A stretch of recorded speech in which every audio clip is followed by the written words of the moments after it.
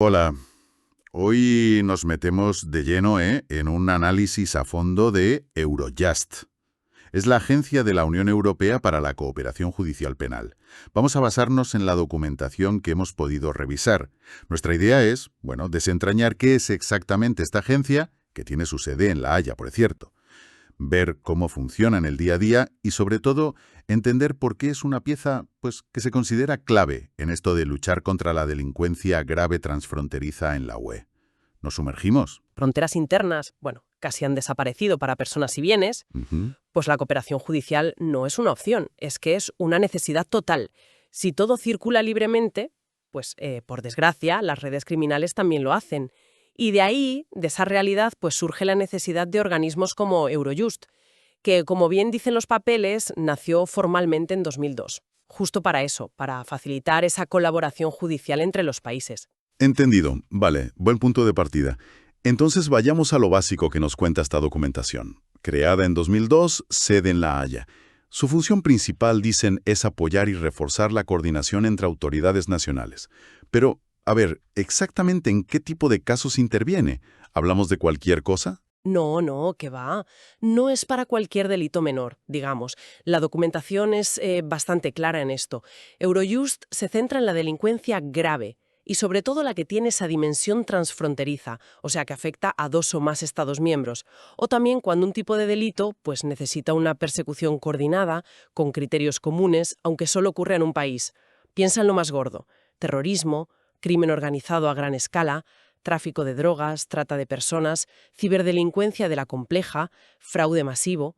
Vaya, delitos que por sí solos un país no puede abordar eficazmente. Superan las fronteras. O sea que no se mete en el juzgado de guardia de cada día, sino en los casos grandes, los que de verdad necesitan una visión y acción conjuntas. Exacto.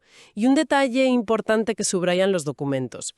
Su trabajo se basa fundamentalmente en la información que le dan las propias autoridades nacionales. No es una especie de FBI europeo con agentes propios investigando por ahí. Depende de lo que le llega de los países y también colabora muchísimo, claro, con Europol, que es la agencia policial de la UE. Europol aporta más la parte de análisis de inteligencia. ¿Vale? Actúa como un nexo, un facilitador clave. Entendido. Ahora, la documentación entra en su estructura y sobre todo sus competencias, y dice que las definen el Parlamento Europeo y el Consejo. Y aquí es donde se pone interesante, porque algunas competencias suenan potentes. Por ejemplo, menciona el inicio de diligencias de investigación penal.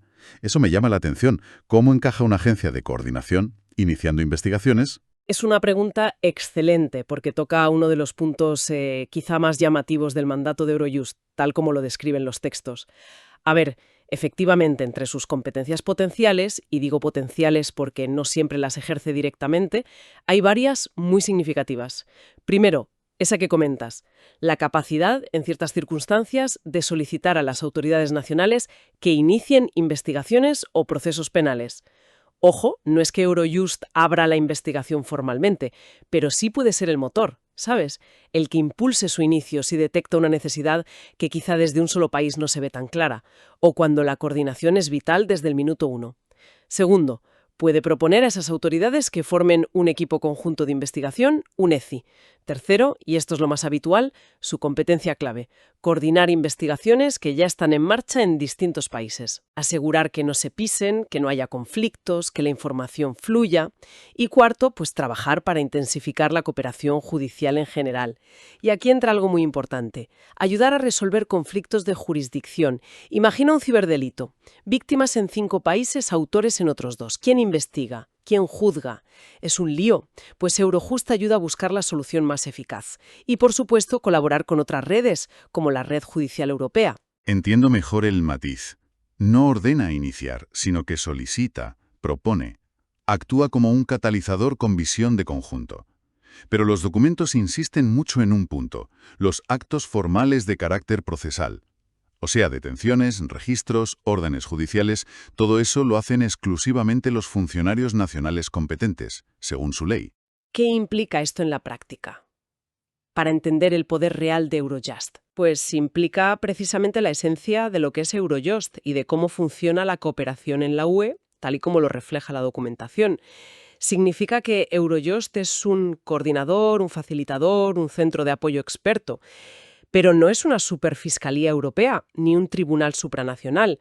Las decisiones judiciales formales, las que afectan a los derechos de la gente, detener a alguien, juzgarlo, esas siguen firmemente en manos de cada Estado miembro. Las ejecutan sus propias autoridades, jueces, fiscales, policía. Eurojust ayuda a que esas autoridades trabajen juntas mejor, de forma más eficiente, pero no las sustituye. Es un equilibrio constante y delicado, como decías. Potenciar la acción conjunta a nivel UE, pero sin quitar competencias judiciales nacionales esenciales. Ese es el quid de la cuestión. Ese equilibrio es fascinante, sí. Entonces, si su poder está en coordinar y apoyar, ¿cómo lo hace tangiblemente? Los papeles hablan de coordinar investigaciones, ayudar con las euroórdenes, resolver conflictos de jurisdicción. Pero, ¿qué herramientas concretas pone sobre la mesa? Para que no se queden palabras. Pues la documentación describe varias herramientas y métodos muy prácticos, muy del día a día. Una de las herramientas estrella son las reuniones de coordinación. Eurojust organiza y acoge allí, en La Haya, encuentros que son cruciales. Juntan cara a cara a fiscales, jueces, policías de los distintos países implicados en un caso complejo. Puede parecer simple, pero es fundamental. Y Eurojust no solo pone la sala, pone la traducción simultánea, imagínate, con tantos idiomas en la UE, apoyo logístico, apoyo jurídico para preparar las reuniones, facilitan que la gente se entienda, literal y figuradamente. Claro, eso es vital. Luego están los equipos conjuntos de investigación, los ECI. Los documentos indican que Eurojust no solo anima a crearlos y aporta su experiencia sobre cómo montarlos y gestionarlos, sino que también puede dar apoyo financiero. Estos ECI son equipos temporales, para un caso concreto, donde investigadores y fiscales de varios países trabajan juntos como si fueran uno solo, compartiendo información y pruebas directamente, bajo un marco legal acordado. Es cooperación muy integrada. Suena muy efectivo eso. Y después están los centros de coordinación, que lo mencionan los textos y la verdad suena a centro neurálgico total. Centros de coordinación. Sí que impresiona el nombre, ¿sí? Suena casi a sala de crisis o algo así. ¿Qué pasa exactamente ahí dentro, según cuentan las fuentes? Una macrooperación contra una red de narcos, por ejemplo. Se va a desarrollar a la vez en 6 países europeos, un martes a las 6 de la mañana. Necesitas que la información vuele casi en tiempo real entre todas las policías y fiscalías durante esas horas críticas. Han detenido al cabecilla en el país A, han encontrado la prueba clave en el registro del país B. Pues los centros de coordinación de Eurojust ofrecen justo eso, un espacio físico y tecnológico seguro para gestionar esas jornadas de acción conjunta. Permiten conectar a todas las autoridades nacionales implicadas, facilitan el intercambio instantáneo de información operativa, la toma de decisiones rápidas, resolver problemas que surgen sobre la marcha, todo con el apoyo del personal de Eurojust y, de nuevo, con traductores si hacen falta. Es la cooperación en acción, casi como una torre de control para operaciones complejas. Entiendo. La infraestructura para la acción sincronizada. Muy potente. La documentación también señala algo interesante. Eurojust parece funcionar como un hub, ¿no?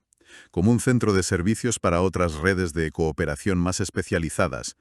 Menciona que alberga las secretarías de la Red Judicial Europea, que es más amplia, la red de equipos conjuntos de investigación, dando apoyo a estos equipos, y la red especializada en genocidio y crímenes de guerra. ¿Qué nos dice esto de su papel? Nos dice que su rol va más allá de coordinar caso por caso. Refuerza su posición como el epicentro, el corazón de la cooperación judicial penal en la UE. Al albergar estas secretarías, Eurojust se convierte en un punto de apoyo administrativo y de conocimiento para estas redes temáticas. Facilita que funcionen, asegura que haya coherencia entre las distintas iniciativas. Consolida su imagen de plataforma central, el sitio al que acudir para distintas necesidades de colaboración judicial en Europa. Es como el nodo principal que conecta diferentes autopistas de cooperación. Tiene todo el sentido. Hablemos un poco de quién manda allí dentro. La estructura interna. Los documentos mencionan un colegio como órgano principal. ¿Qué es exactamente y quién lo forma? El colegio es, efectivamente, el órgano de gobierno, el que toma las decisiones estratégicas de Eurojust. La documentación explica que está compuesto por un miembro nacional de cada Estado miembro de la UE. Estos miembros no son funcionarios de Eurojust sin más, sino que los designa cada país. Normalmente son fiscales o jueces de alto rango, con mucha experiencia en cooperación internacional. Cada uno de estos miembros nacionales dirige, a su vez, la Mesa Nacional, la oficina de su país dentro de Eurojust en La Haya, es el enlace directo y permanente con las autoridades de su país, y el colegio en conjunto pues toma las decisiones importantes, estratégicas y operativas. ¿Y la gestión del día a día? Imagino que no recae todo en este colegio de miembros nacionales. No, claro. Para la gestión administrativa, el funcionamiento diario de la agencia como organización, existe la figura del director administrativo, que responde ante el colegio, claro. Y un detalle importante sobre la gestión de la información, que es súper sensible en este ámbito. Los textos destacan que hay un responsable de protección de datos. Y lo interesante es que subrayan su independencia, incluso del director administrativo, para garantizar que se supervisa de forma objetiva y rigurosa cómo se tratan los datos personales. Algo crítico, vamos. Entendido. Colegio para la estrategia y la conexión con los países, director administrativo para la gestión y un vigilante independiente para los datos. Lógico. Ahora, ninguna agencia vive aislada. La documentación habla de acuerdos de cooperación con países fuera de la UE, con otras agencias e instituciones europeas, con organizaciones internacionales. ¿Quiénes son los socios clave en este ecosistema tan complejo? Pues, a ver, lógicamente, como ya hemos dicho, los socios número uno son las autoridades judiciales y policiales de los propios Estados miembros. Sin ellos, Eurojust no existiría. Pero más allá, la colaboración con otras agencias de la UE es fundamental, como se ven en los documentos. La relación con Europol es, estrechísima, casi simbiótica. Europol pone la inteligencia policial, el análisis de las redes criminales, y Eurojust se centra en la coordinación judicial para llevar esos casos a los tribunales. Van de la mano en muchísimos casos. Y más recientemente, como indican las fuentes, ha surgido una relación crucial y, muy comentada con la Fiscalía Europea, la EPO. Además, Eurojust tiene acuerdos formales con muchos países no UE, desde Noruega o Suiza hasta Estados Unidos o países de los Balcanes, y con organizaciones internacionales como Interpol o la Oficina de la ONU contra la Droga y el Delito. Porque el crimen grave, claro, no entiende de fronteras europeas. Has mencionado la Fiscalía Europea, la EPO, y la documentación le dedica un apartado importante. La describe como competente para investigar, descubrir autores y cómplices de delitos que perjudicen los intereses financieros de la Unión. Hablamos de fraude de fondos UE, fraude de IVA transfronterizo grave, cosas así. E incluso para iniciar procedimientos y ejercer la acción penal directamente ante los tribunales nacionales. Aquí sí que parece que puede haber solapamiento con Eurojust, ¿no? ¿Cómo se distinguen y colaboran según los textos? Es una pregunta clave, sí. Y la distinción es fundamental para entender cómo está ahora mismo la justicia europea. Aunque los dos organismos luchan contra la delincuencia transfronteriza y los documentos dicen que deben colaborar estrechamente, sus mandatos y sus poderes son diferentes. Son complementarios, eso sí. Eurojust, como hemos visto, tiene un mandato amplio. Cubre muchos tipos de delitos graves. Terrorismo, trata, drogas, pero su función principal es la coordinación y la facilitación entre autoridades nacionales. No ejerce la acción penal por sí misma. Ajá. La Fiscalía Europea, EPPO, en cambio, tiene un mandato mucho más específico. Se centra solo en los delitos que afectan al presupuesto de la UE. Pero, y esta es la gran diferencia, dentro de ese ámbito, la EPPO sí tiene poder para investigar directamente y, sobre todo, para ejercer la acción penal, es decir, para llevar a los acusados a juicio ante los tribunales nacionales. Actúa como una fiscalía en sí misma para esos delitos concretos. Vale. Podríamos decir que Eurojust es el gran coordinador horizontal para muchos tipos de crímenes graves, mientras que la EPPO es un actor vertical y operativo para un tipo específico de delito financiero contra la UE. Los documentos insisten en que la relación debe ser muy fluida. Eurojust puede detectar un caso de fraude y pasárselo a la EPPO si es competente, o pueden colaborar en casos mixtos, pero sus roles son distintos. Queda mucho más claro así. Eurojust como el gran hub coordinador para todo tipo de crimen grave transfronterizo, y la EPO como la Fiscalía especializada con poder de acción directa para proteger las finanzas de la UE. Vale. Bueno, pues recapitulemos un poco para asentar las ideas clave de toda esta documentación que hemos estado viendo. Tenemos a Eurojust, ese centro neurálgico en La Haya, que funciona como un conector esencial, un puente entre fiscales, jueces, policía, de todos los países de la UE. Su misión fundamental es ayudarles a colaborar mejor, más eficazmente, en la lucha contra las formas más graves de delincuencia organizada y terrorismo, esas que no conocen fronteras. Y es crucial recordar, como decías, que no tiene poder para detener o juzgar por sí misma. Eso sigue siendo cosa de cada Estado miembro. Pero su valor añadido, que es enorme, está en facilitar esa acción nacional coordinada, poniendo herramientas prácticas. Las reuniones de coordinación, financiando y apoyando equipos conjuntos de investigación, y ofreciendo esos centros de coordinación para operaciones complejas en tiempo real. Exactamente, has captado la esencia perfectamente. Su valor estratégico, como se desprende claramente de los documentos, reside precisamente en ser ese puente indispensable, ese facilitador experto entre sistemas judiciales nacionales que, bueno, son diversos y a veces complejos. En el espacio Schengen y el mercado único, donde la libre circulación es un pilar básico, pues la delincuencia organizada y el terrorismo también se mueven sin pasaporte. Es así de simple y así de complicado.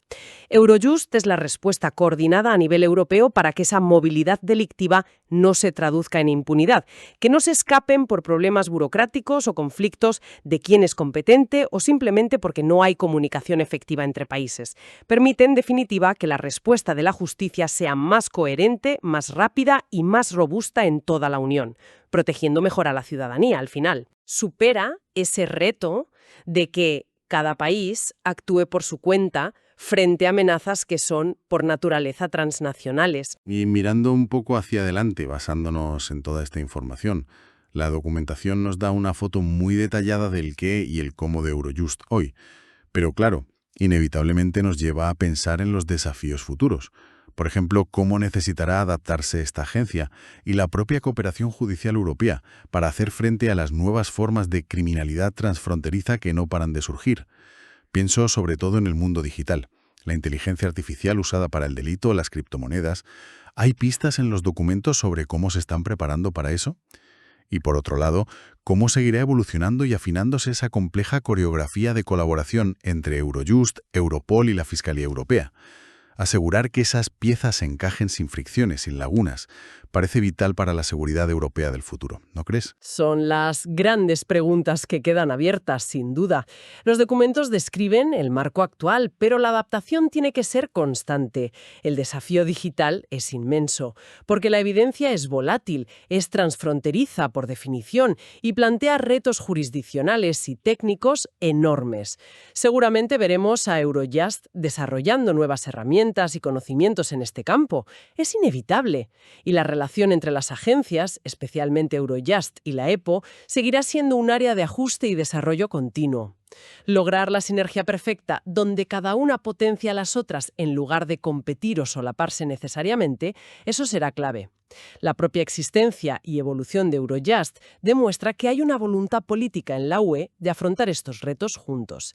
Pero el camino de la cooperación, siempre requiere ajustes y mejoras. Es un trabajo constante. Sin duda, un campo en constante evolución y muy interesante de seguir. Con esta reflexión sobre los retos que vienen, concluimos nuestro análisis detallado de la documentación sobre Eurojust. Esperamos que haya sido esclarecedor para todos. Hasta la próxima.